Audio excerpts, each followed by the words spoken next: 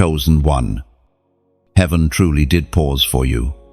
Not for a crowd, not for the multitude, but for you, the one who walked through the hardest valley and did not let go of his hand. I want you to hear this, as if the wind itself carries the words straight from heaven. You did not just survive. You passed the hardest test God could give. And you did it the right way. It wasn't the kind of test anyone else could see. There was no applause, not trophy, not cheering crowd. In fact, the people around you may have thought you were just going through a phase or facing a little bad luck. But God knew. Every hour of silence you endured, every time you cried and still got up to keep walking, it was recorded in heaven's book. I'm reminded of a story about a chosen one I'll call Miriam. She spent years waiting for God to answer a prayer. She had prayed with tears, a prayer so deep she couldn't even speak it aloud without breaking. Everyone around her had moved on, started new lives, found new dreams, but she stayed, holding on to a promise that seemed impossible. Then came the season when God felt completely silent. That's when the real test began, not in her circumstances, but in her heart. She had to choose. Would she believe God's promise even when he seemed absent? That choice, made in secret, was what heaven was watching. Your own test might have looked different, maybe betrayal, maybe loss, maybe a door you thought God opened suddenly, slamming shut. But the pattern is the same. The test was never about the situation itself. It was about whether your spirit would bend or break. We find in the book of Philippians, chapter 4, verse 13, I can do all things through Christ, who gives me strength. This is not just a motivational phrase. It's the very breath that carried you through nights when quitting would have been easier. It's the reason you didn't collapse when the weight on your soul became unbearable. And while others saw only the valley, heaven saw a warrior in training. The test was not God punishing you, it was God refining you, sharpening you for a season you couldn't see yet. A season where your voice, your testimony, your very presence will carry weight in the spirit realm. You see, chosen one, passing this kind of test is like standing in a raging storm while holding a lit torch. The wind tries to snuff it out. The rain drenches you to the bone, and the darkness presses in, yet the flame still burns. That's what you just did. Your flame still burns. Think of it another way. Your soul was like a bridge stretched over a deep canyon. The enemy shook it, tried to break its ropes, tried to make you fall, but the bridge held. And now, anyone who walks after you will find that same path steadier because you walked it first. This is why I'm speaking directly to you now. Do not let this moment pass without giving thanks. You've been entrusted with more than survival. You've been entrusted with influence in the unseen. There are people whose lives will shift because you endured.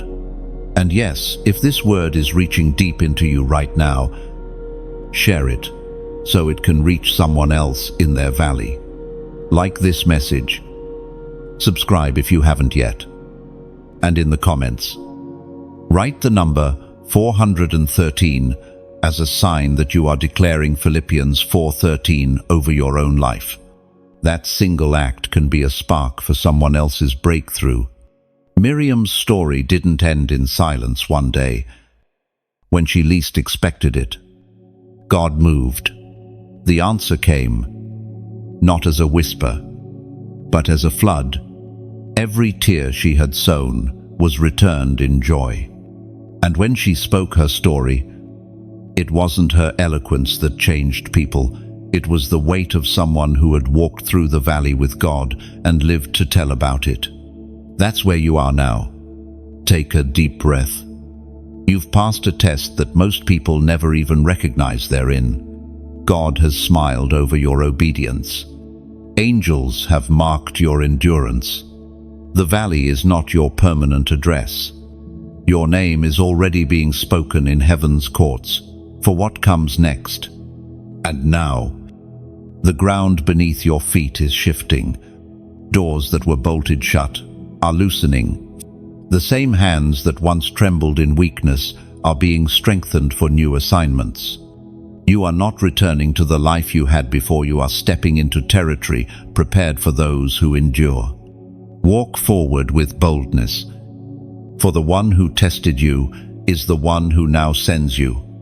The test you faced was not the kind that fills social media feeds or draws a crowd. It was the kind of test nobody saw but God, the trial fought in the shadows of your life, where the only witnesses were your own thoughts and the one who formed you from the outside. Everything may have looked steady. People might have thought you were simply managing or holding it together. But inside, there was a storm. It wasn't a loud storm with lightning anyone could see. It was the quiet kind, the one that keeps you awake at night, where your heart wrestles with questions you cannot voice out loud. Elias, a man I once knew, walked through such a season. His days looked normal. Work, family, responsibilities. But when he was alone, the silence of heaven pressed on him like a weight. He read the promises of God, but they felt like ink on a page, not fire in his bones. Still, every morning, he would open his Bible and pray, not because it felt easy, but because he refused to stop. That was his hidden war. We are reminded through the writings of David in the Psalms, chapter 139, verse 2. You know, when I sit and when I rise, you perceive my thoughts from afar. That means every sigh you've let slip in the dark, every wordless prayer, every glance upward. When your strength ran out, God saw it. Not one moment of your unseen struggle escaped his notice. The hardest thing about a hidden test is the feeling that it doesn't matter. You choose to forgive, but no one knows the cost. You resist bitterness, but no one claps for your restraint. You keep believing when the easier choice is to walk away, and the world calls it foolish, but heaven calls it faith. Hidden tests strip away everything superficial. You learn to live for the approval of one instead of the applause of many. You stop measuring success by visible outcomes and start measuring it by obedience. Elias told me later that he discovered something in those silent months. God's presence often hides in the ordinary, a stranger's kindness at the grocery store, a sunrise breaking through heavy clouds, a verse he'd read 100 times, suddenly carrying weight and warmth. It was as if God was whispering, I see you. Keep going. Perhaps your own hidden test came through betrayal you couldn't talk about, or the weight of responsibility you carried while pretending you were fine, or the slow ache of waiting for a promise you couldn't prove to others. Whatever shape it took, it required a kind of courage the world does not reward. You had to fight battles in rooms where no one was clapping, and stand your ground when no one would have blamed you for walking away. The enemy loves the dark because it hides his attacks. But you lit a lamp there. Every time you chose hope over despair, every time you gave thanks with empty hands, you pushed him back. And here's the truth. When you endure what only God sees, you build a foundation that nothing in this world can shake. Public victories may inspire, but it is private victories that transform you. Your unseen endurance has changed you. The same way gold is purified in fire, unseen by the crowd. Your faith was refined in a furnace no one else stepped into. Now you carry a strength that does not need to be advertised. It simply exists. Unshakable. Others will notice it in ways they can't explain. They'll see your calm in chaos, your peace under pressure, your hope that refuses to die. What they won't see are the countless nights, the whispered prayers, and the tears that shaped that strength. God saw them all. And just as the psalmist declared, He knew your every rising and sitting. He perceived your thoughts from afar, even the ones you couldn't put into words. That is why your hidden test mattered. That is why it was never wasted. One day, perhaps without even realizing it, you will stand in a new season and realize the weight is gone. And in that moment, you will understand the test that no one else saw was the one that shaped the person you were always meant to become. And when that day comes, you won't need recognition to know its value. The quiet victories will echo louder in eternity than any public applause. You will walk forward lighter, stronger, carrying the quiet confidence of one who has been seen, known, and upheld by the one who never looked away. There was a moment, and you remember it well, when quitting seemed like the only reasonable choice, not because you lacked faith, but because you had already given everything. Your prayers felt spent, your strength nearly gone. The road ahead looked too long, and the voice in your mind whispered, "Enough. You've done all you can." No, it's the moment I call the breaking point of the chosen. It's not when the body gives up, it's when the will to continue flickers like a candle fighting the wind. Most people bow to that moment. They don't walk away in rebellion, they simply stop moving. But you didn't. Somehow, with the smallest ember of faith still glowing, you took another step. I think of Naomi from the scriptures. After losing her husband and sons, she stood in a field outside Moab, urging her daughters-in-law to leave her. She was convinced her story was over. But Ruth, who refused to abandon her, clung to her side. And so Naomi kept walking, not because she felt strong, but because she could not ignore the loyalty beside her. For you, the loyalty might not have been a person, it might have been a verse, a promise, a whisper from God in the night. The Spirit spoke through the prophet Jeremiah, chapter 31, verse 3. I have loved you with an everlasting love. I have drawn you with unfailing kindness. That love was the unseen hand under your chin, lifting your head when it hung too low to see the horizon. Passing this kind of moment doesn't feel glorious.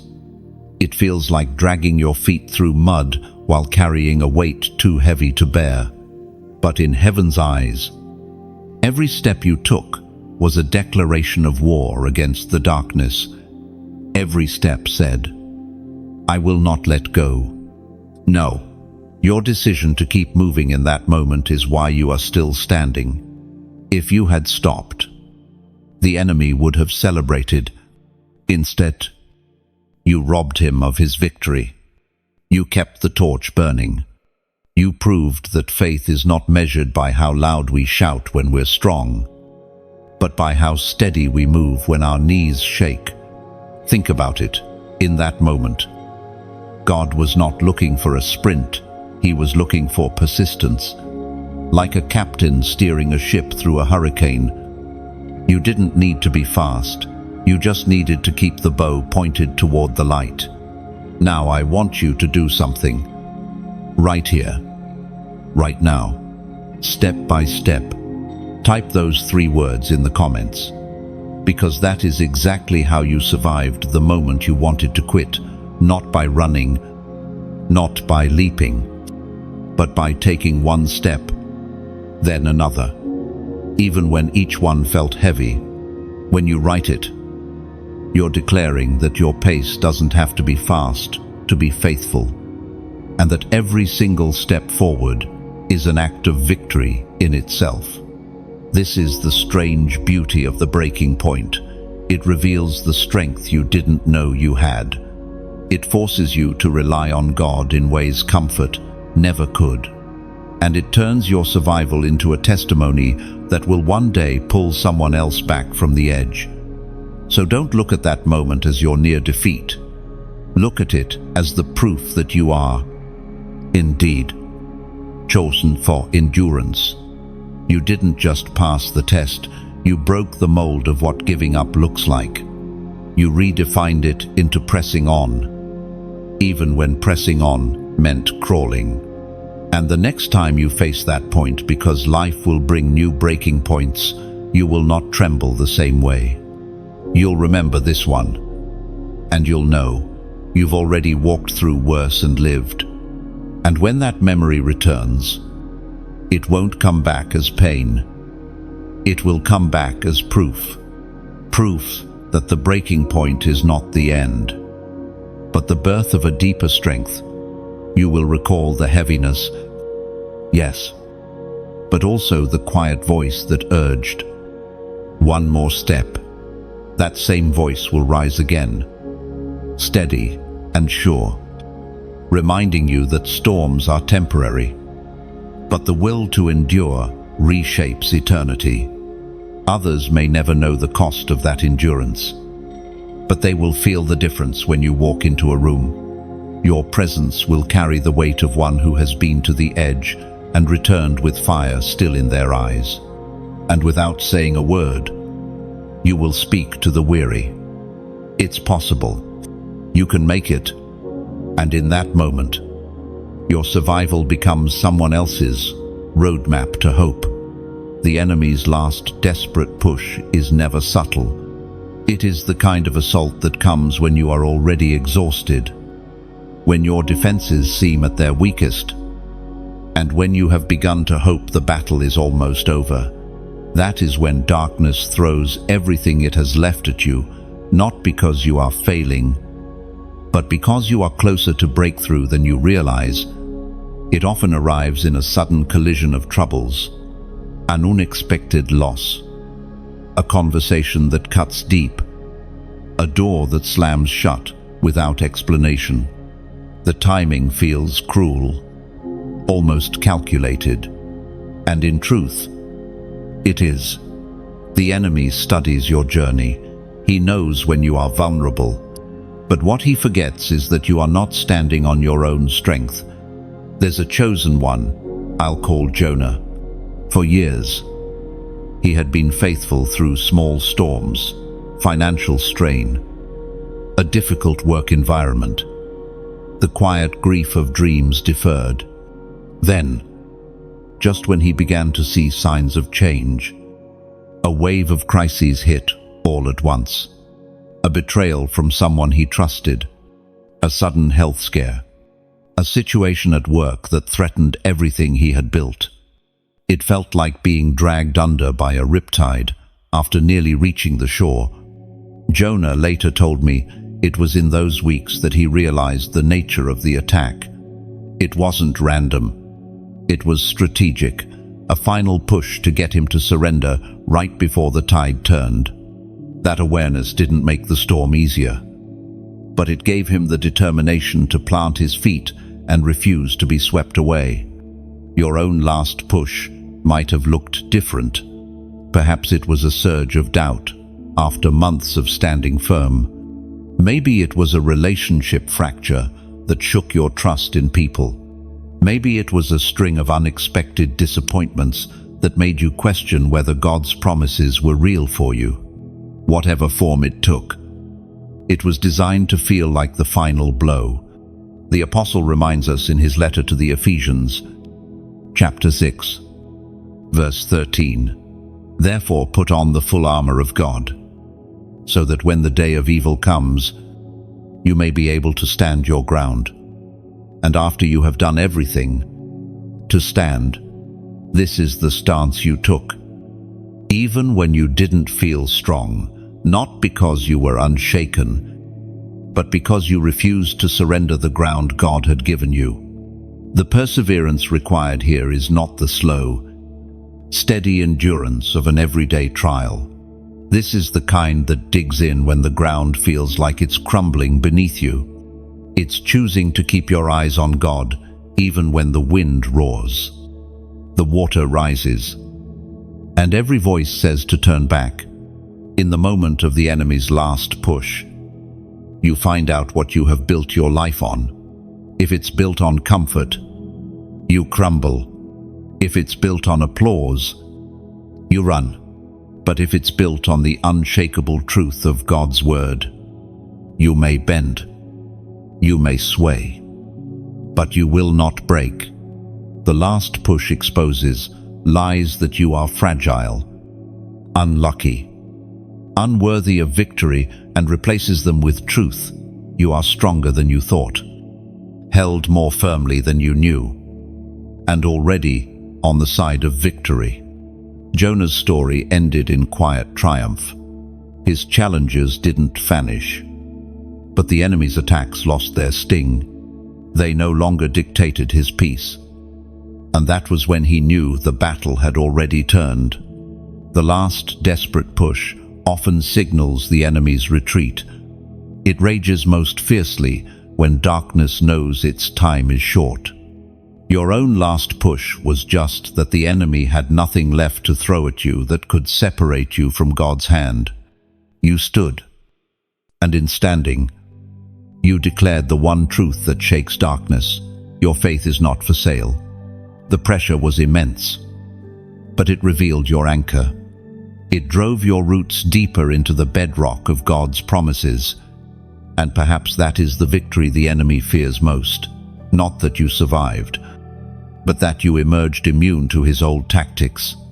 That memory will be your shield in the next battle, your weapon in the next war, and your testimony in the next valley. The last desperate push was meant to end you. Instead, it ended fear's power over your life, power of fear over your life. And now, when storms rise again, you will face them with the calm of one who has already walked through fire and come out gold. The memory of that final push will whisper to you, "You've stood before. You will stand again." And darkness will remember it too. There comes a moment in every trial when heaven itself leans in to watch. It's not because God doubts you, he already knows your heart, but because your obedience becomes a sound that carries into eternity. The moment you think no one is noticing is often the very moment heaven takes the most notice. You might not have felt it, but when you chose to obey, despite the cost, something shifted. The unseen realm registered it like a bell ringing in a silent valley. The angels assigned to you saw it. Your Father in heaven recorded it. And the echo of that choice will not fade. Think of it this way. Obedience in the dark is like planting a seed at midnight. No one claps. No one gathers to watch. But heaven has already scheduled the sunrise that will reveal the growth. When that day comes, those who doubted will see fruit that could only have grown through faithfulness. I remember speaking with a woman named Lydia, who had endured a season of relentless pressure. She was caring for a sick parent, working long hours, and serving in her local church, all while quietly fighting her own health issues. There were countless days she could have stepped back, and no one would have blamed her. But she stayed faithful, not for recognition, but for the one who called her. One night, during a worship service, a visiting preacher who knew nothing about her circumstances walked up to her and said, "God saw every moment you chose him when you could have walked away." Lydia said she felt the presence of God so strongly in that moment that it was like a weight lifting off her shoulders. She didn't need a public thank you. She needed to know heaven had noticed. According to what is revealed in the book of Proverbs, chapter 20, verse 27, the human spirit is the lamp of the Lord that sheds light on one's inmost being. That means God sees past the outward appearance straight into the motives of your heart. Even when no one applauds, He knows why you kept going. And this is where I pause to say, if this word is stirring something inside you, if it feels like it has been sent to you for this exact moment, then I encourage you, tap the like button as a way of saying, Amen. I receive this. Share this message with someone you love. Because you never know, your act of sharing might reach them right at their breaking point. Subscribe so that you can keep walking with me through every word God pours out here. And stay connected to messages that strengthen your spirit. And if the Lord places it on your heart, partner with this ministry through a donation. Not because I'm asking for something, but because every seed you sow carries this hope, this truth, into places I could never reach alone. Together, we become the hands and feet that carry light into someone else's night.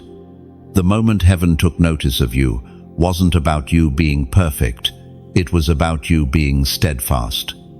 You may have felt small, tired, even overlooked, but in the eternal record, you stood in a place where many would have fallen. That kind of obedience has a fragrance that draws the attention of the throne room. And here's the beautiful truth. Once heaven marks you for your faithfulness, nothing can unmark you. That recognition is not a passing moment. It becomes part of your spiritual identity.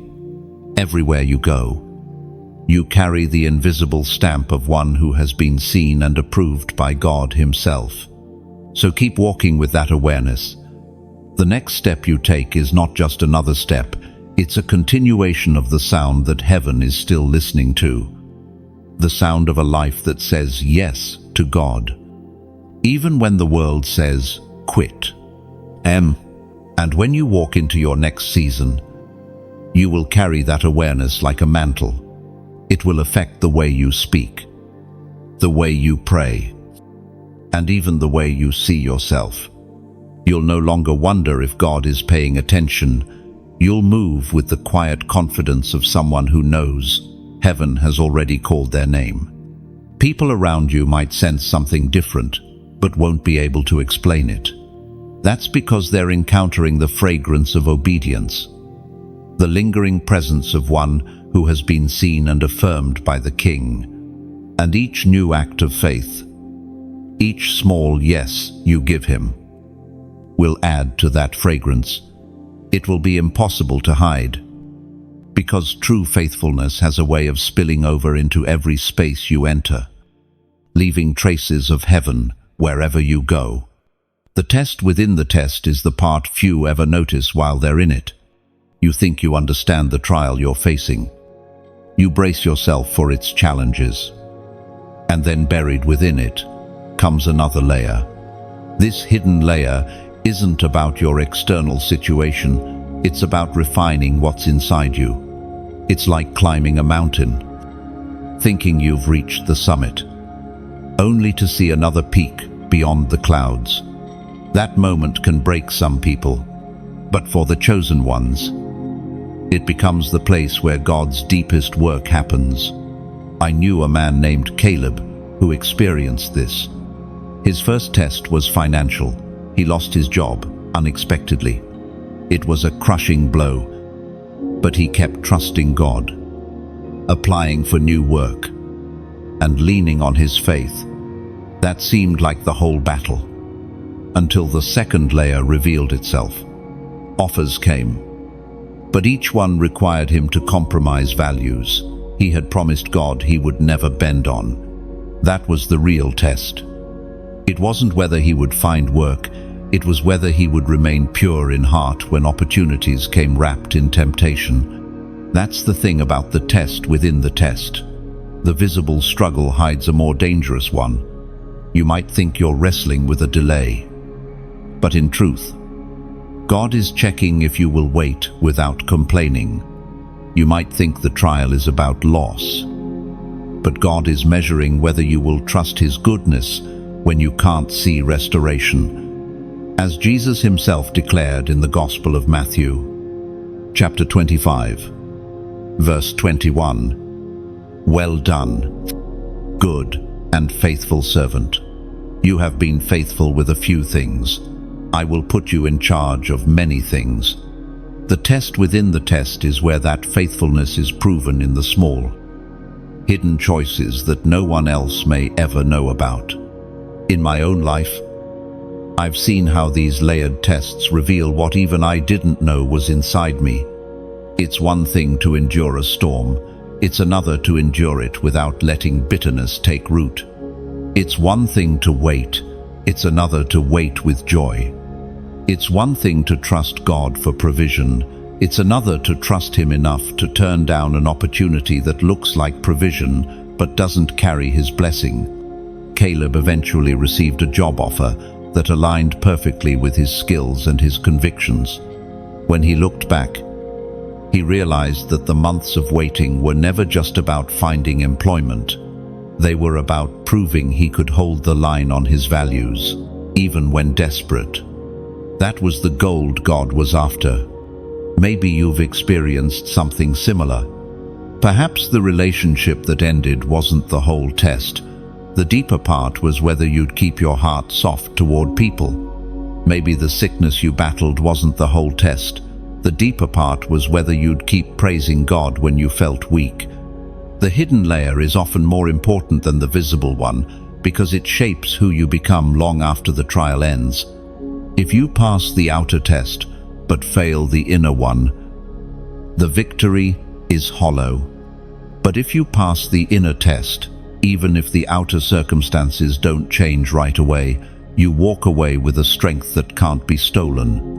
And here's where I want you to pause and mark this moment.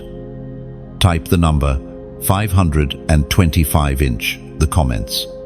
Do it as a prophetic act that you recognize the hidden layers of God's work in your life. You may not understand every reason for the trials you've faced, but by writing that number, you're saying, "I choose to be faithful in the unseen." That simple act can become a declaration that shifts the way you face your next challenge. When you embrace the test within the test, you become unshakable. You stop asking, "When will this be over?" and start asking, "What is God shaping in me through this?" That change in posture is where spiritual maturity takes root. And remember, the God who allowed the hidden test is the same God who will reward it. Heaven is not unjust. Every unseen act of obedience is recorded. Every quiet decision to honor Him will echo into eternity. One day, you will hear those words not from a preacher, not from a friend, but from the King Himself. Well done. Until then, carry this truth. The test within the test is not designed to crush you. It is designed to crown you. And when that crown rests on your head, you'll know it was forged in silence, in secret, in the depths where only God was watching.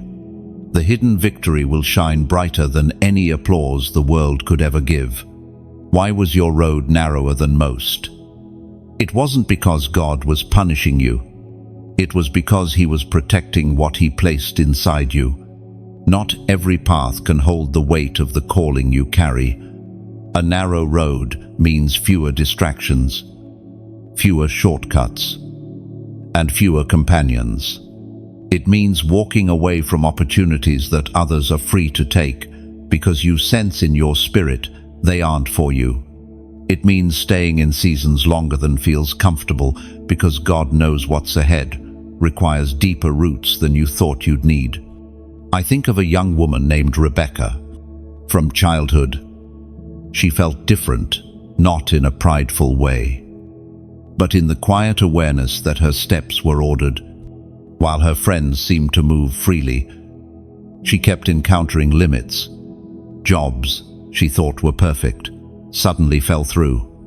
Relationships that seemed promising ended abruptly. At times, she felt trapped by those closed doors. But looking back, she realized those losses were guardrails, keeping her from roads that would have drained her spirit before she reached her true destination. This is one of the mysteries of being chosen. Your boundaries are not set by human rules, but by divine strategy. Others might step into certain places and remain untouched, but you can't. Others might mix their faith with compromises and still seem to prosper. But for you, those compromises would poison the very work God is preparing. The narrow road often feels lonely. You watch people around you moving faster, appearing freer, and you wonder why your progress feels slow. But speed is never the goal of the narrow road. Depth is. A wide highway may get you somewhere quickly, but it also allows for detours and distractions that can take you miles off course. The narrow road may wind, climb, and force you to press through tight places, but it ensures you arrive exactly where you're meant to be. Heaven speaks clearly through the words in Deuteronomy, chapter 5, verse 33. Walk in obedience to all that the Lord your God has commanded you, so that you may live and prosper and prolong your days in the land that you will possess. Notice the connection. Obedience is not about restriction. It's about possession, reaching and holding the place God has prepared for you. Rebecca told me the turning point came when she stopped seeing her narrow road as a prison and started seeing it as a pathway of precision. She realized that each closed door was not random, it was intentional, a way of shaping her into someone who could stand firm in the assignment ahead. For you, the narrow road has likely cost you relationships. It has meant turning down opportunities that glittered but weren't gold. It has required saying no to shortcuts that could have given you immediate relief but would have robbed you of lasting reward. The narrow road is also where you shed excess weight, not physical weight, but the burdens, fears, and attachments that would slow you down in the next season. You've probably lost some things you thought you couldn't live without, only to realize they were keeping you from running freely. This is why the narrow road is not for everyone. It demands a trust that doesn't waver when your surroundings feel barren. It calls for the courage to believe that God's timing is better than your own, and it requires the discipline to stay the course when every other path looks easier. But here's the hidden gift. The narrow road carries a clarity that the wide road never offers. When distractions fall away, you begin to hear God's voice more clearly. You recognize His guidance in subtle shifts, His protection in sudden delays, and His provision in unlikely places. I've learned that those who walk the narrow road often emerge with a purity of heart and focus that cannot be manufactured. It's the kind of focus that makes you immovable when challenges arise. You don't have to guess whether you're in the right place, because you've already surrendered the idea of choosing your own way. And perhaps most importantly, the narrow road reminds you that you are never truly alone. Even when the path feels empty, the one who called you to it walks beside you. His presence fills the gaps left by those who couldn't come along. His strength makes the climb possible. One day, you will look back at this stretch of the road and see it for what it truly was, a custom-built route to your destiny, designed not to harm you, but to ensure you arrived prepared. And when you finally step into the space He's been leading you toward, you'll realize something else. You didn't just survive the narrow road, you were transformed by it. Every step pressed into you a deeper dependence on God. Every detour taught you trust. And every closed door became a marker pointing toward the life He promised. The season of silence is perhaps one of the most misunderstood parts of a believer's journey. To many, silence feels like absence. When prayers seem to vanish into the air and answers do not come, it's easy to wonder if God has stepped away. But in truth, silence is often the place where He is doing His most careful work. Think of an artist shaping clay. There are moments when the hands are moving quickly, spinning, pressing, and forming. Then there are moments when the artist steps back, says nothing, and lets the piece rest. That pause is not neglect, it's part of the process. In the same way, when God seems silent, it does not mean He is distant. It often means He is allowing something in you to set, to strengthen, so that it will not collapse under the weight of the next season. I once spoke with a man named Stephen, who went through such a season. For years, he had sensed God's guidance clearly. Every decision seemed to be confirmed through Scripture, through wise counsel, and even through small signs in everyday life. Then, without warning, it all went quiet. His prayers felt flat. His worship felt dry. And even reading the Word brought no spark. Weeks turned into months, and Stephen began to wonder if he had done something wrong. Only later did he realize that God's silence had been a test of trust. It was one thing to follow when the signs were obvious, but could he keep walking when the path was dim? Could he hold fast to what God had already spoken when there was no fresh word to guide him? We are reminded through the writings of David in the Psalms. Chapter 27, verse 14. Wait for the Lord, be strong, and take heart, and wait for the Lord. This waiting is not passive, it's active endurance. It's holding your ground with strength, even when the winds of uncertainty try to push you off course. The season of silence sharpens you in ways constant affirmation never could. It teaches you to recall past victories when present feelings offer no encouragement. It forces you to root your faith not in the emotional highs of the moment, but in the unchanging nature of God. For Stephen, this meant waking up each day and choosing to do what he knew was right. Even without feeling inspired, he still read Scripture. He still prayed. He still served others. And slowly, he discovered a deeper kind of intimacy with God, one not built on the constant reassurance of His voice, but on the settled confidence that He was there, whether speaking or not. Silence also strips away the noise of outside influences.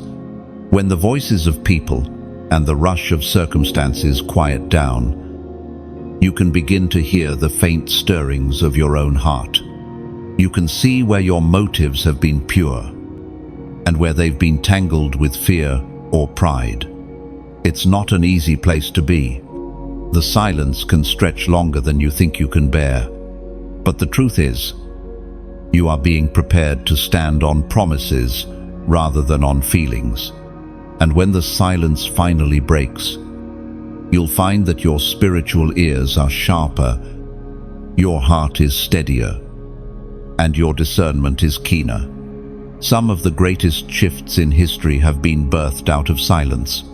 Jesus himself spent 30 hidden years before his public ministry began. Moses tended sheep in the wilderness for decades before leading Israel.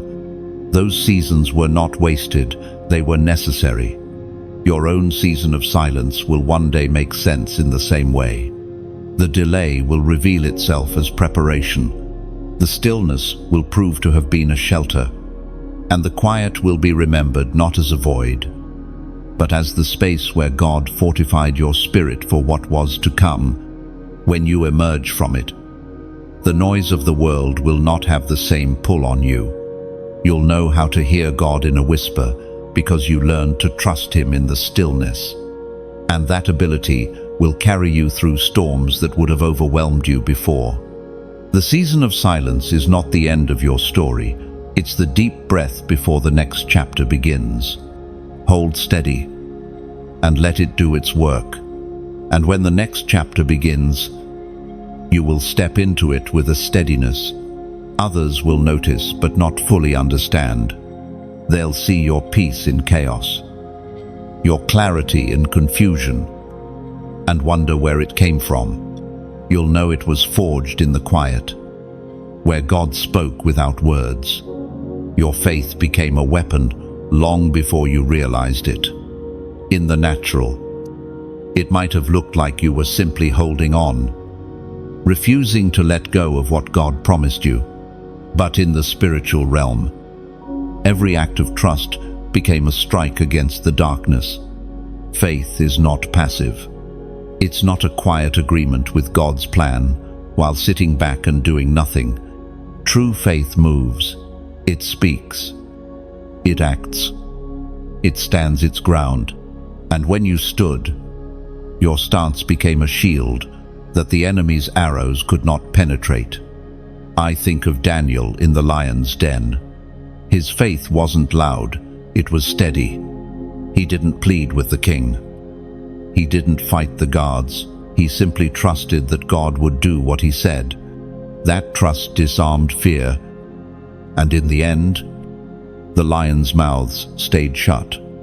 Your journey may not have involved lions, but you faced threats just as real moments when fear tried to roar loud enough to make you run. And yet, you stayed. Each time you chose to believe instead of panic, the enemy lost ground. The ancient words recorded in Romans chapter 10, verse 17, remind us, faith comes from hearing the message, and the message is heard through the word about Christ. You didn't build this weapon overnight.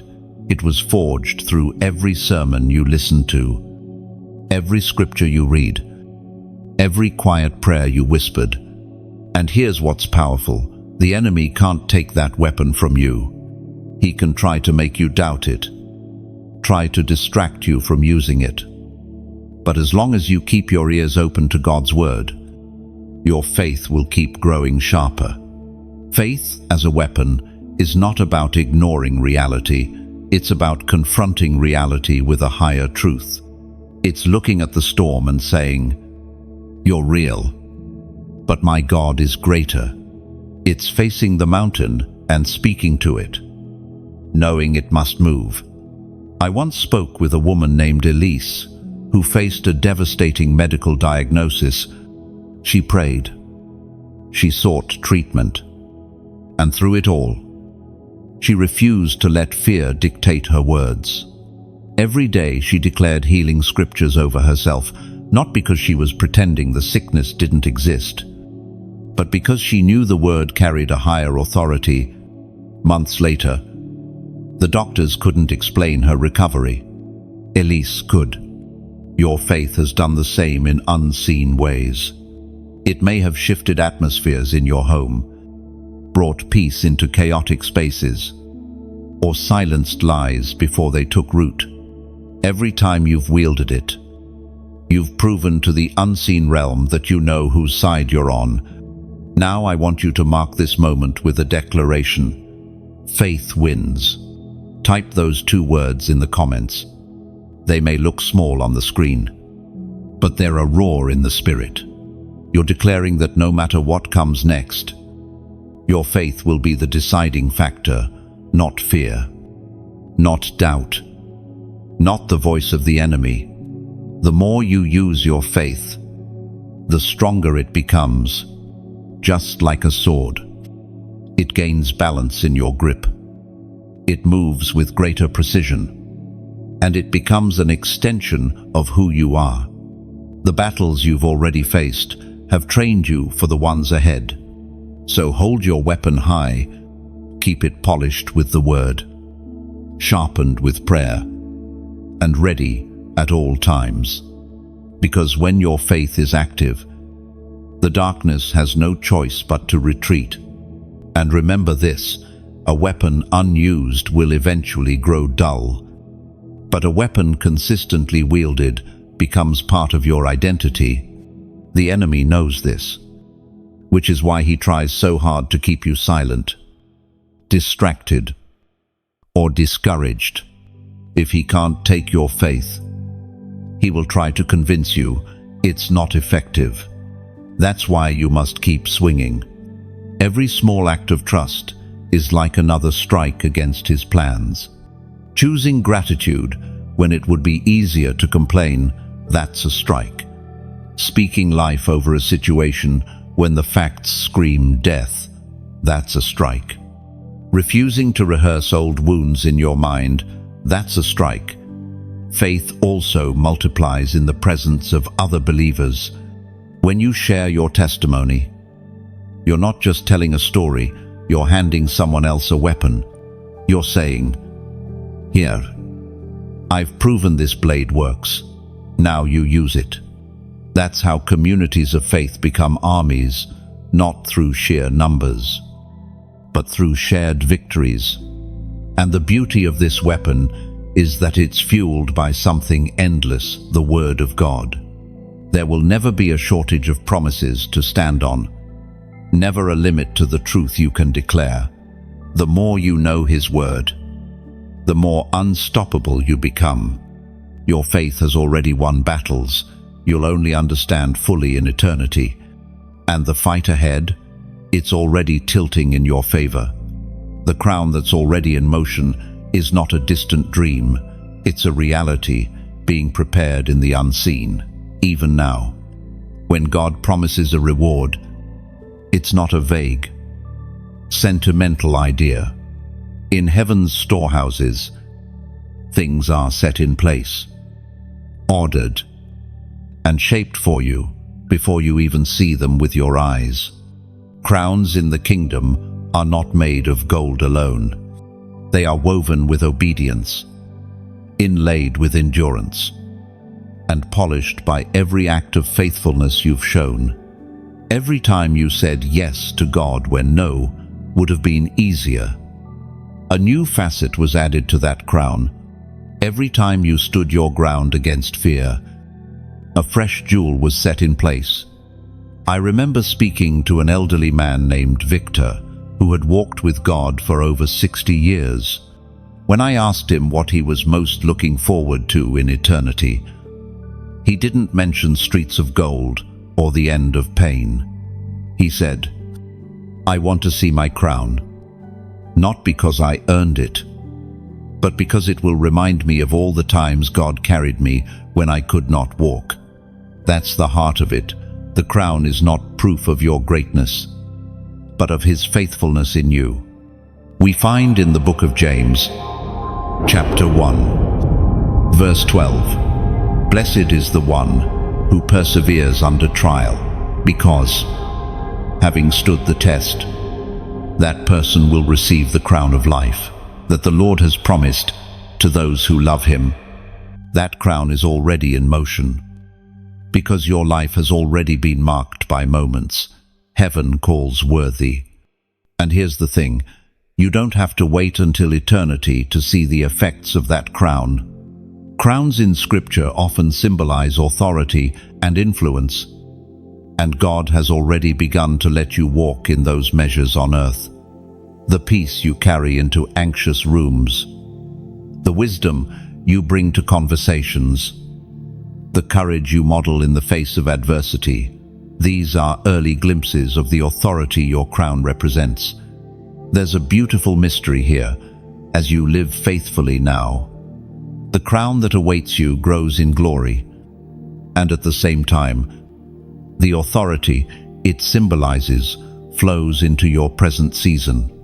You are already walking in a portion of what you will one day wear in full. But I want you to think about this.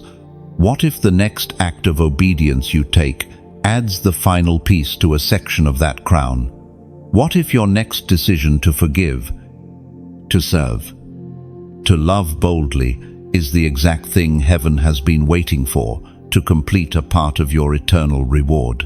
And this is where I want to speak directly to you. If this message has stirred something in your heart, I invite you to click like as a simple way of saying, I agree with heaven's promise over my life.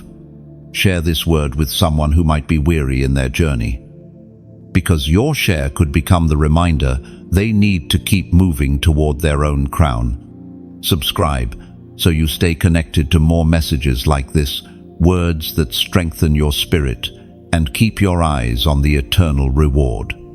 And if God places it in your heart, consider sowing into this ministry with a donation, not as a transaction, but as an act of partnership, knowing that every seed helps this message reach someone who might be one choice away from giving up.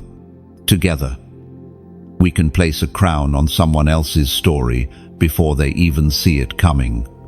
I've seen it happen. A word shared at the right moment has pulled people back from the edge of despair, reminded them of their worth, and given them the strength to take just one more step. And sometimes, that one more step is all it takes for the crown to come into view. When you walk into heaven and see what has been prepared for you, every tear, every sleepless night, every hard choice will make sense. You will recognize the jewels in your crown as moments in your life when it would have been easier to quit. But you didn't. Until then, wear the invisible crown you've been given with humility and courage. Let it remind you that you are already marked as royalty in the kingdom, and that the one who called you is faithful to finish what he started. The crown is not coming someday, it's already on its way. And with each step you take in obedience, it moves closer, shining brighter, until the day it rests upon your head forever. The test's secret assignment is rarely visible while you are in the middle of it. You think the trial is just about your own growth, your own endurance, your own faith. But God often hides within it a mission that goes far beyond you. Sometimes, the struggle you endure is meant to open a door for someone else. You walk through the fire, and the heat forges keys. You never knew you were making keys that will one day fit the locks on another person's prison. The pain you endured becomes the very tool God uses to set them free. I once met a man named Adrian who had gone through years of battling addiction. For a long time, he believed the fight was just about survival, breaking the chains for himself. But after God brought him out, people began approaching him for help. People who wouldn't open up to anyone else. They trusted him because they knew he had walked the road they were on. His test had become his assignment, as was spoken in the sacred texts of old, in the book of Genesis, chapter 50. Verse 20, you intended to harm me, but God intended it for good to accomplish what is now being done, the saving of many lives.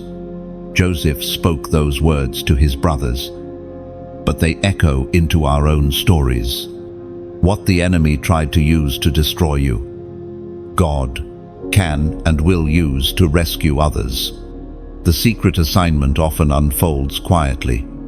You may not stand on a stage to share your story. You may never write a book or see your name in headlines. But in conversations over coffee, in quiet prayers with a hurting friend, in the way you listen without judgment, you're unlocking doors. Because you've held the keys. The truth is, people listen differently to someone who has been where they are. A person who has known heartbreak can sit with the brokenhearted in a way that offers safety. Someone who has known loss can stand beside the grieving without trying to rush their healing. You, having walked your own path of pain, now carry a depth of compassion that no classroom could have taught. Your assignment is not always dramatic, but it is always divine. God does not waste what you've been through. Even the chapters you wish you could erase become part of the manual someone else will read when they don't know how to go on. Adrian told me that in the early days after his recovery, he felt disqualified to help anyone. He still bore the scars, still carried the memories, but over time, he began to realize that those very scars were what gave him credibility. People didn't come to him for theory, they came for proof that freedom was possible. You might not yet see the full scope of your secret assignment, but it's already in motion. Every time you offer encouragement drawn from your own valley, you're fulfilling it. Every time you pray for someone with an empathy born of personal experience, you're fulfilling it. One day, God may make the assignment clear. He may bring someone into your life whose story mirrors your own. And in that moment, you'll know why the trial had to happen. Or he may simply let you live out your assignment in 100 small ways, scattering seeds you won't see grow until eternity. This is why it's so important not to measure the value of your trial only by what it did for you. The kingdom is relational. Our lives are woven together so that what one endures can strengthen another. In heaven's economy, nothing surrendered to God is ever wasted. So, walk forward with this understanding. Your story is not just yours. It's a lantern you carry for those still in the dark. It's a map for the ones too disoriented to find their way home. And it's a testimony that whispers into weary hearts, if God did it for me, He can do it for you. Oh, the test may have been painful. The assignment it carried may never be announced or applauded. But in the unseen, it matters more than you can imagine. And one day, when all is revealed, you'll see the countless lives that were touched because you carried your keys faithfully. And in that moment of revelation, you will understand that every tear watered the soil for someone else's breakthrough. You'll see faces you never met on earth, smiling in eternity because your story reached them. And you will realize the test was never just about surviving. It was about carrying light, unlocking hope, and becoming a living proof of God's relentless redemption. There are seasons when God hides you, not because you are unworthy, but because you are not yet ready to be revealed to the world. It might look like you've been overlooked. Doors stay closed. Opportunities pass by. Recognition never comes.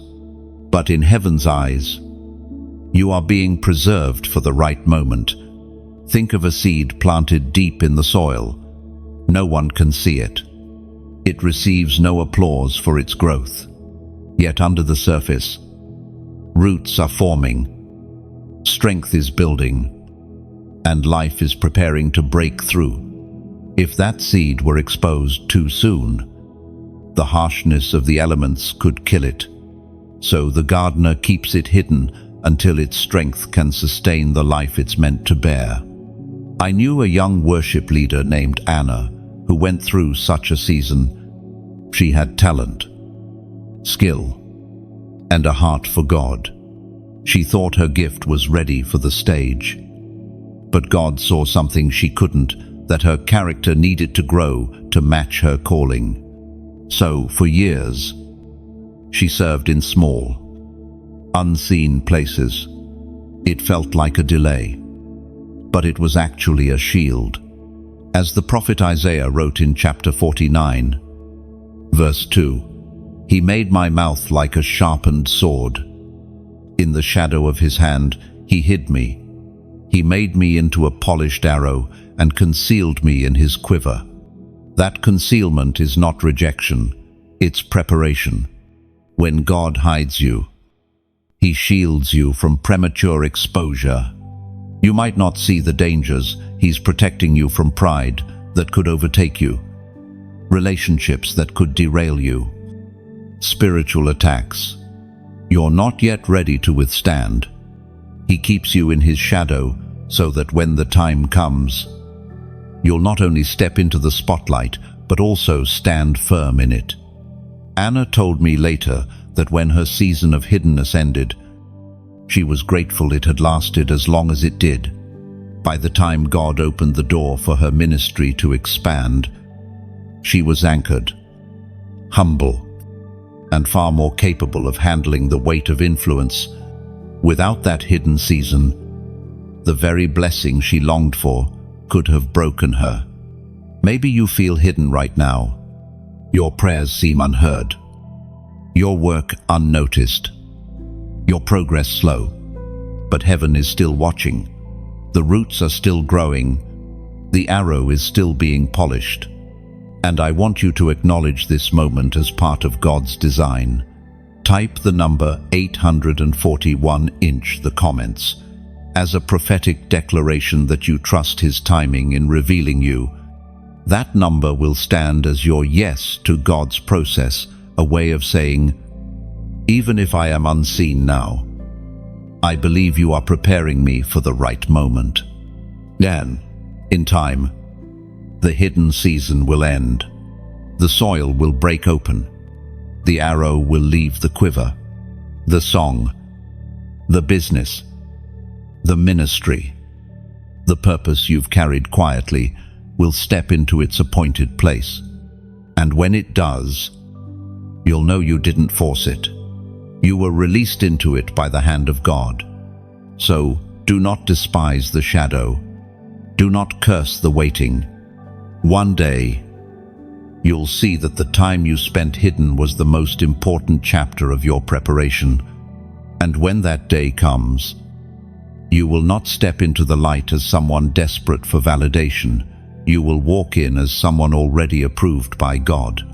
The applause of people will feel like confirmation, not the source of your worth. You will carry yourself differently because you will know the difference between being placed somewhere by your own striving and being planted there by the hand of the Almighty. The relationships that form in that season will be stronger because they won't be based on opportunism. They will be divinely aligned. The opportunities that come will be purer because they will be filtered through God's timing. And your influence will have weight because it will be anchored in depth, not just visibility. Others might see the suddenness of your arrival, but you will know it wasn't sudden at all. It was the unfolding of years of unseen preparation. You will remember the quiet nights when it felt like nothing was happening, the hidden service when no one clapped, the internal battles you fought alone with God's word as your only weapon. And in those memories, you'll recognize the fingerprints of a God who hides His chosen, not to diminish them, but to refine them so that when the curtain lifts, their light won't flicker under the weight of the calling. The prophetic shift over your life is not always loud. Sometimes it begins as a subtle change, a sense in your spirit that something is aligning, that the weight of the last season is lifting, that a new rhythm is taking shape. It may not yet be visible in your circumstances, but you can feel the atmosphere changing. Prophetic shifts often begin with God moving in the unseen. Before Israel ever stepped into the promised land, the hearts of their enemies were already melting with fear because they had heard what God had done. The land didn't look different yet, but the shift had already happened in the spiritual realm. I think of Miriam, not the biblical one, but a woman I met who had prayed for years for her family's salvation. For a long time, nothing seemed to change. In fact, some situations grew worse. But one morning during her quiet time, she felt a deep certainty. It's already begun. She couldn't explain why, but she knew something had shifted. Within months, Doors for conversations opened, relationships softened, and the very people who had resisted her prayers began asking questions about her faith. The voice of God thundered in the book of Isaiah, chapter 43, verse 19. See, I am doing a new thing. Now it springs up. Do you not perceive it? I am making a way in the wilderness and streams in the wasteland. Notice the order God declares. The new thing is already happening before it appears. The shift precedes the visible change. When a prophetic shift occurs, it's as if the compass of your life clicks into true north. Things that once felt heavy suddenly feel lighter. Paths that were blocked begin to open. The same actions you've been taking, praying, working, obeying, suddenly produce more fruit.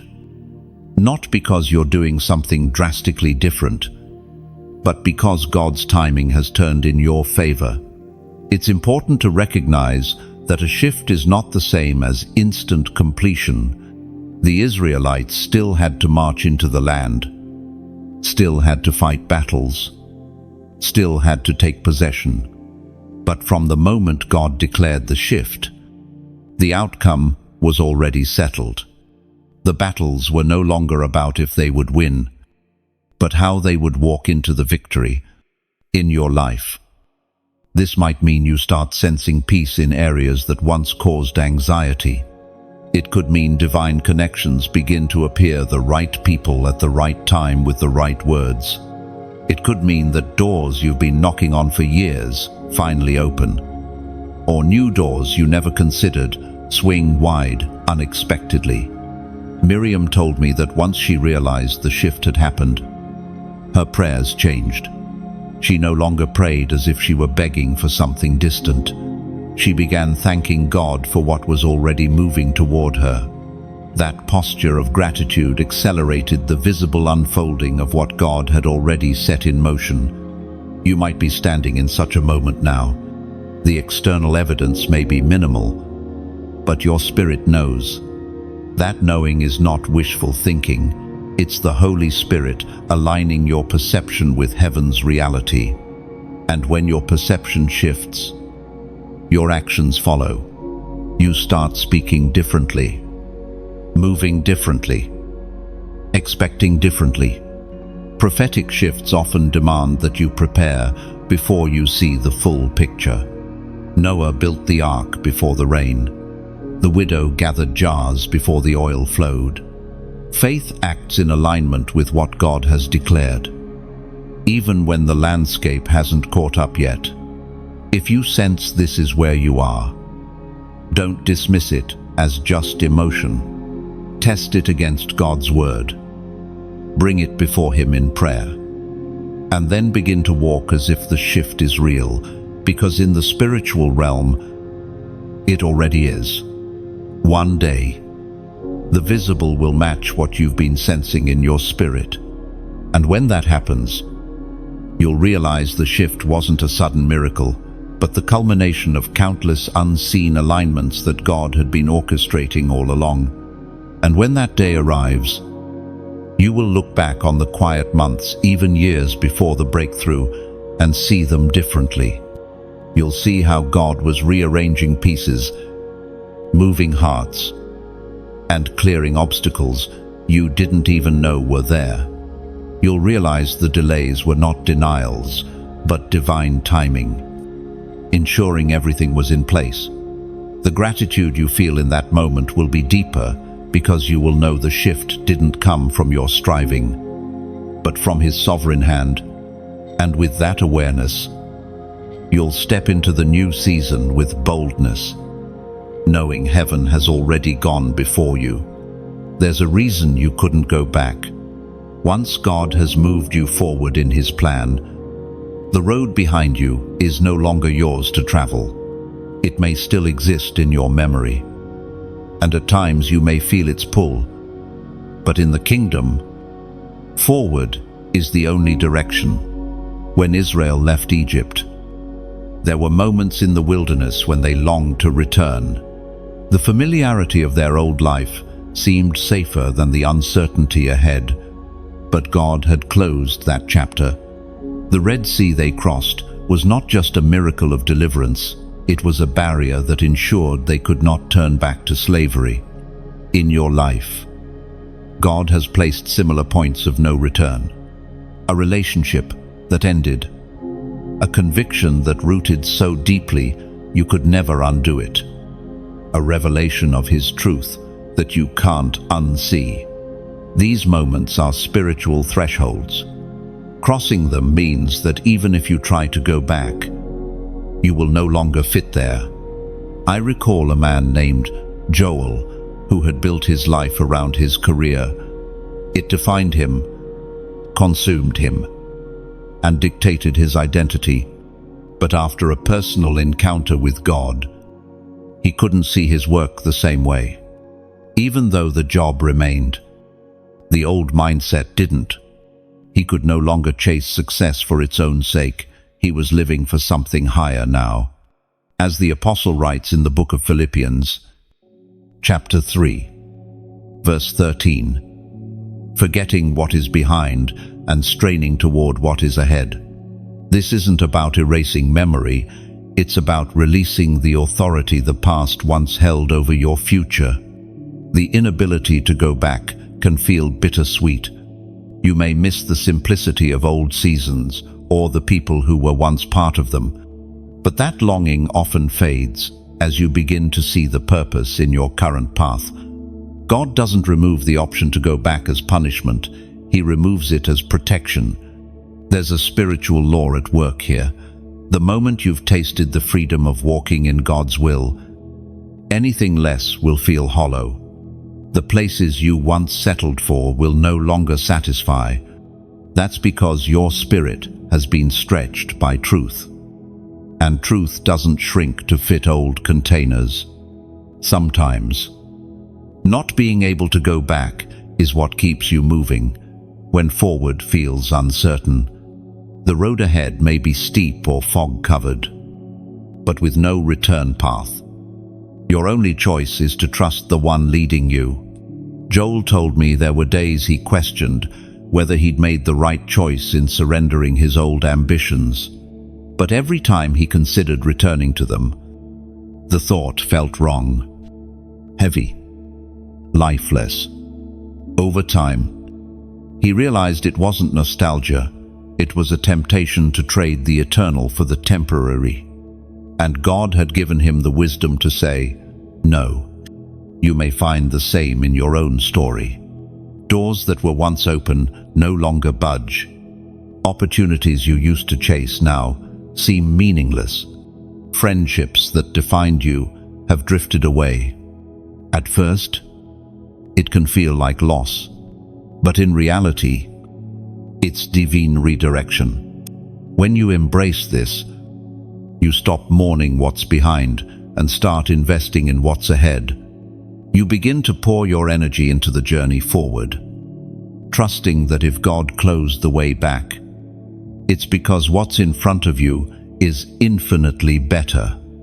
And in time, you'll see that better clearly.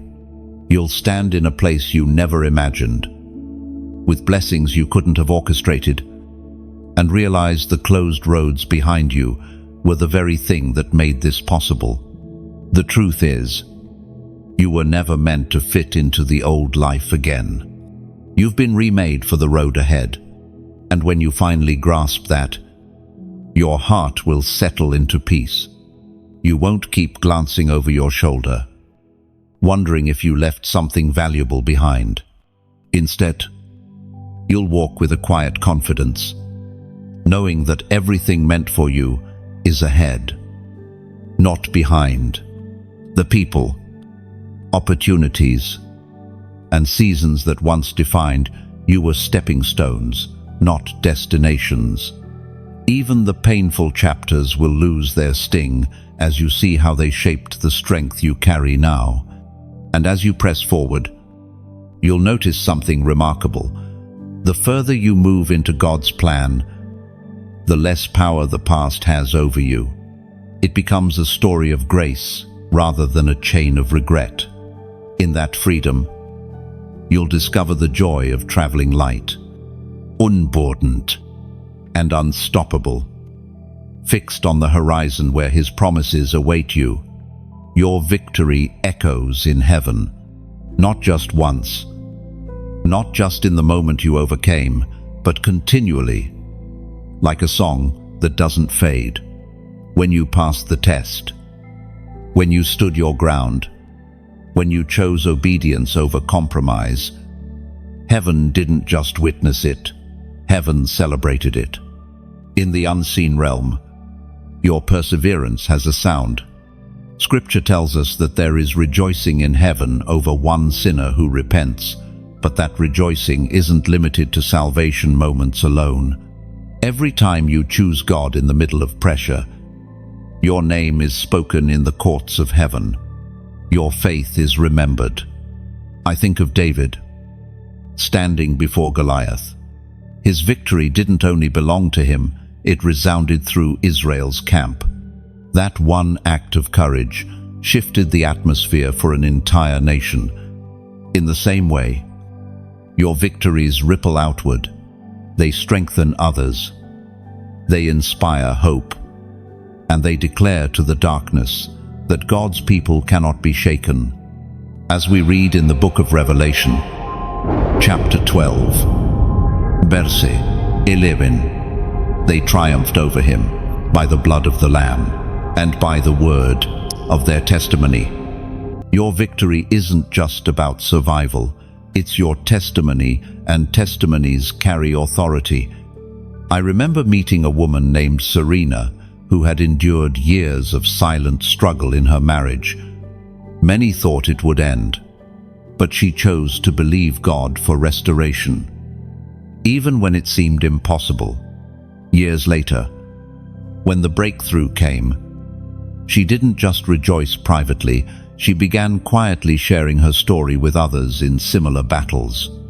More than one couple credits her testimony as the reason they didn't give up. Your victory is like that. You may not see the full reach of it, but its echo travels farther than you imagine.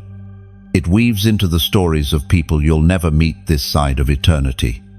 That's why I'm pausing here to say, if this message is speaking to your spirit right now, take a moment to click like as your way of agreeing with heaven's celebration over your life.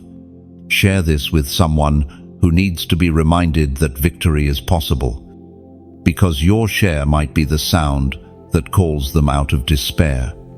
Subscribe so you don't miss more words that will strengthen and equip you in your journey. And if God leads you, partner through a donation, not as a transaction, but as an act of faith that helps this message reach others who are in the fight of their lives. Your seed today could become the sound of victory in someone else's tomorrow. Because here's the truth, when you release your testimony, you multiply its power. You turn a personal win into a corporate encouragement. What was once just your song becomes a chorus others can sing, and heaven loves that chorus. Your echo in heaven also serves as a warning to the enemy. Every time you stand firm, you make it harder for him to use the same tactic against you again. You build resistance in your spirit, and that resistance becomes part of your spiritual armor. When you walk into a new battle, you carry the sound of past victories with you. That sound says, I've been here before, and I know who wins. It gives you a settled assurance that no matter how fierce the fight, you are not starting from zero, you are fighting from a place of proven faith. Serena once told me that after seeing God restore her marriage, she approached every other trial differently. She no longer panicked in the first wave of trouble. She remembered the sound of victory and let it steady her.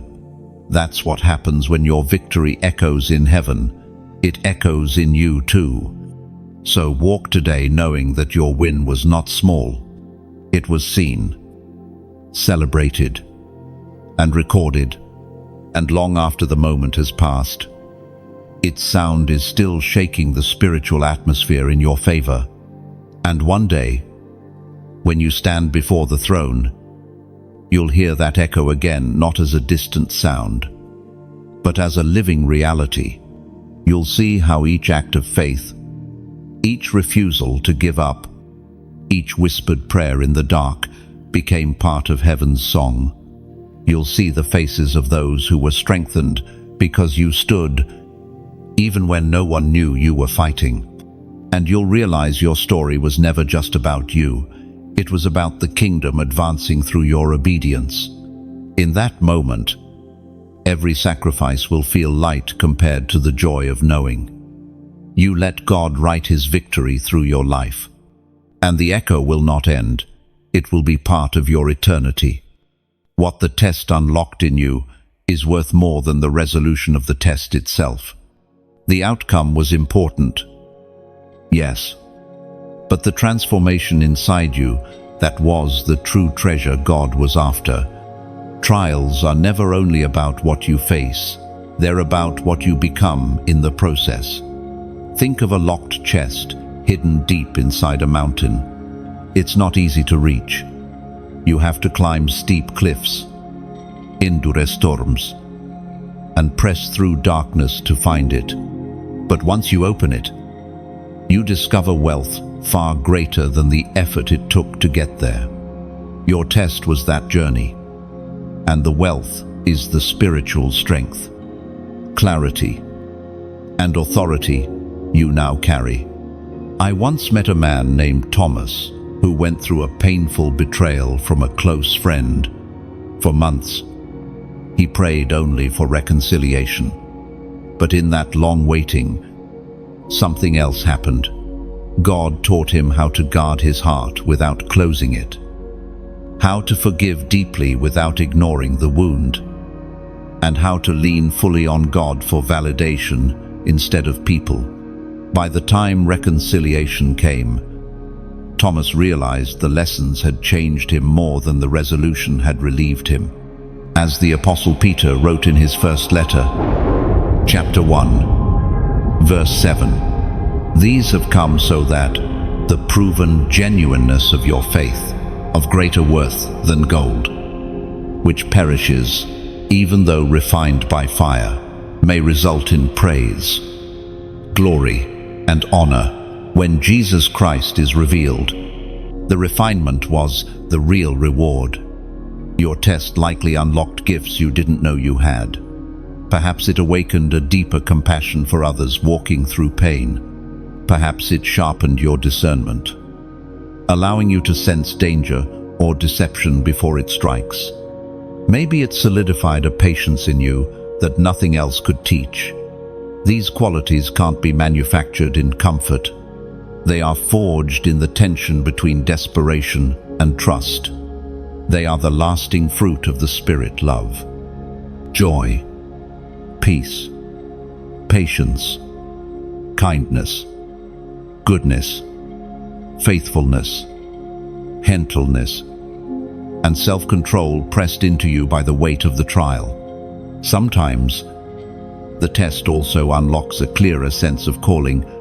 When you endure something hard, you gain a personal understanding of where others struggle. You know their questions, their fears, and the lies they are tempted to believe. That insight becomes a tool you can use to guide, encourage, and intercede for them. There is also an authority that comes from surviving what tried to break you. Authority isn't just about titles or positions. It's the spiritual weight that makes your words carry power. People can feel when you speak from lived experience, when your faith has been tested and found real. That kind of authority isn't given lightly. It's unlocked through perseverance. And here's something else. The test changes the way you see God. Before, you may have known him as provider, but now you know him as sustainer. You may have trusted him as a guide, but now you trust him as a defender. Your view of him is fuller because you've seen more sides of his faithfulness. When you understand this, you stop seeing the trial as wasted time. You begin to recognize it as an accelerated training ground. What would have taken years to develop in ordinary seasons was condensed into the intensity of your test. That's why it felt so heavy. God was shaping you quickly for what's ahead. Thomas told me that now, when he looks back, he wouldn't undo the season that hurt so much. Not because he enjoyed it, but because he sees the man it shaped him into. The wisdom, patience, and courage he carries today are things he couldn't have gained any other way. So take inventory of what the test has unlocked in you. Name it. Thank God for it. Carry it forward like a weapon, a tool, and a treasure all in one. Because the season you've just walked through didn't just change your circumstances, it changed you. And as you carry it forward, you'll find yourself responding differently to challenges that once would have shaken you. Fear loses its grip because you've already seen God's faithfulness in the fire. Doubt has less room to speak because you've proven his promises in the dark. Even your prayers shift. They become less about escape and more about alignment with his will. You'll notice a new steadiness in your steps, a quiet confidence that doesn't waver with the wind. And when others face what you've faced, you'll recognize the look in their eyes. You'll be able to say, not as theory, but as truth, I've been there, and you're going to make it. That's the gift the test leaves behind. Stepping into the next assignment is not a return to the life you had before the test. It's stepping into a new chapter that could not have been written without what you've just endured. Every trial, every hidden season, every act of obedience has been a preparation. And now, the preparation shifts into deployment. Assignments from God often begin quietly. You may not receive a trumpet blast or a public commissioning. Instead, you notice opportunities beginning to appear, doors opening without your effort, and situations where your unique experiences suddenly matter. These are not coincidences, they're the alignments of heaven, bringing you into the place where what you've gained will now be poured out. I once knew a man named Elias who, after years of personal loss and spiritual refinement, found himself being asked to mentor a group of young leaders. At first, he hesitated. He didn't feel qualified. But as he began to share his story and lessons, he realized the wisdom and strength forged in his hardest years were exactly what they needed. His assignment had been hiding inside his scars all along. According to what is revealed in the book of Esther, chapter 4, verse 14, and who knows but that you have come to your royal position for such a time as this. Those words, spoken to Esther, echo into the life of every believer who finds themselves in a place they didn't plan but are perfectly suited for. Your next assignment may require you to lead in unfamiliar territory. It may call you to speak when you'd rather stay silent, or to step into spaces where you once felt unqualified. But you'll recognize it by the way your spirit responds, a deep knowing that this is what you were made for. The test you passed didn't just shape your character, it positioned you for this. The patience you learned will be needed here. The discernment you gained will protect you here. The compassion you carry will open hearts here. Nothing you endured was wasted. It was all part of your equipping. Stepping into the next assignment also means leaving behind the identity you held in the last season. You are no longer the person who was simply surviving. You are now a builder, a leader, an influencer in the places God plants you. That shift in identity is vital, because you cannot step into new authority while clinging to the mindset of someone still in the wilderness. It may feel daunting at first. The scale of the assignment might seem larger than your capacity. But remember, God never sends you into a field He hasn't already prepared you for. Just as David's years tending sheep prepared him to face Goliath, your hidden battles have prepared you for visible ones. Sometimes, the next assignment is not about a new role, but about bringing new strength into an old place. You may return to the same job, the same community, or the same family, but you will function differently within it. You will see opportunities to influence, protect, and bless that you never noticed before. Elias told me that as he embraced his mentoring role, he began to see a ripple effect. The leaders he poured into started leading others. The lessons he shared became the foundation for decisions that changed lives. That's the nature of God's assignments. They multiply beyond what you can measure. This is why it's important to step in fully. Half-hearted obedience limits the impact God wants to have through you. But when you give yourself entirely to the work He's placed before you, you become part of something much bigger than yourself. You may not see the full fruit right away. Assignments often plant seeds whose harvest belongs to another season. But you can move forward with confidence, knowing that obedience in this season will create blessings for someone else's future. So take the step, carry the lessons.